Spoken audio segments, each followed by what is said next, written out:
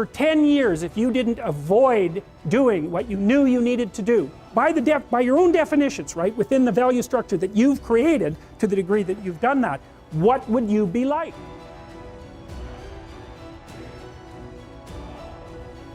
Was to stop saying things that made me weak.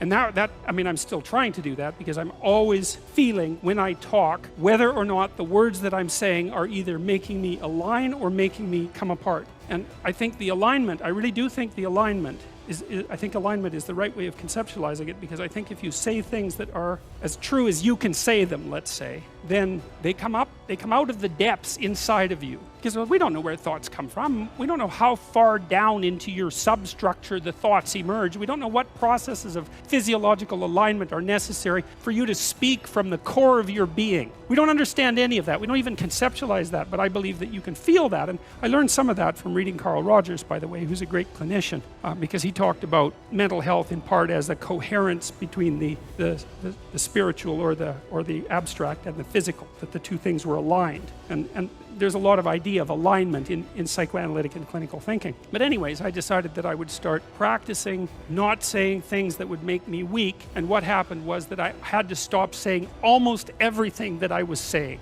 Life isn't perfect, and that's all right. That's the way it was meant to be. It isn't perfect, but you can make sure that you are trying to better yourself every single day by fixing those habits which are devastating to your life and truly destroying the things that you truly love. So you need to make sure that you are constantly trying to be better than you were the day before. You should wake up and try to figure out whatever it is, some small change here or there that's going to help you grow and learn ways that you've never done before. Something that's going to be hugely important is getting out of your comfort zone so you can experience new things and learn new things in so many different ways. Because what's been said on the other side of fear is true bliss. So if you're scared to do something, try to make yourself do it. Try to grow from that experience. Because the more you can get out of life and the more you can experience, the better your life will be, because you'll understand so many different points of view and so many different ways of doing different things, and it's going to make your eyes be truly open to what's going on around you and in the world around you as well. Because it's not necessarily always about what you're doing, but it's about what other people are doing and how you can benefit from them and how you can benefit them as well. So it's greatly important to understand what other people are doing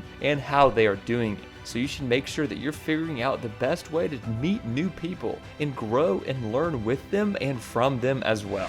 You are not the master of your own house. There are spirits that dwell within you, meaning you have a will and you can exercise a certain amount of conscious control over your being, but there are all sorts of things that occur within you that seem to be beyond your capacity to control. Your dreams, for example, that's a really good example, or your impulses, for example. You might think of those as so foreign from you that you don't even want them to be part of you. But more subtly even, how about what you're interested in, what compels you? Like, where does that come from? Exactly. Because you can't conjure it up of your own accord, So if you're a student and you're taking a difficult course, you might say to yourself, well, I need to sit down and study for 3 hours. But then you sit down and that isn't what happens. Your attention goes everywhere. And you might say, well, whose attention is it then if it goes everywhere? Because you say it's your attention. It's like, well, if it's your attention, maybe you would be able to control it, but you can't. And so then you might think, well, Jen, just exactly what the hell is controlling it? And you might say, well, it's random.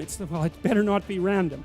So Nietzsche's idea was that human beings were going to have to create their own values, essentially. Now, he understood that we had bodies and that we had motivations and emotions, like he was a romantic thinker in some sense, but way ahead of his time, because he knew that our capacity to think wasn't some free-floating soul, but was embedded in our physiology, constrained by our emotions, shaped by our motivations, shaped by our body. He understood that, but he still believed that the only possible way out of the problem would be for human beings themselves to become something akin to God and to create their own values. And he thought that he talked about the person who could create their own values as the overman or the superman, and that was one of the parts of Nietzschean philosophy that the Nazis, I would say, took out of context and used to fuel their, superior man ideology.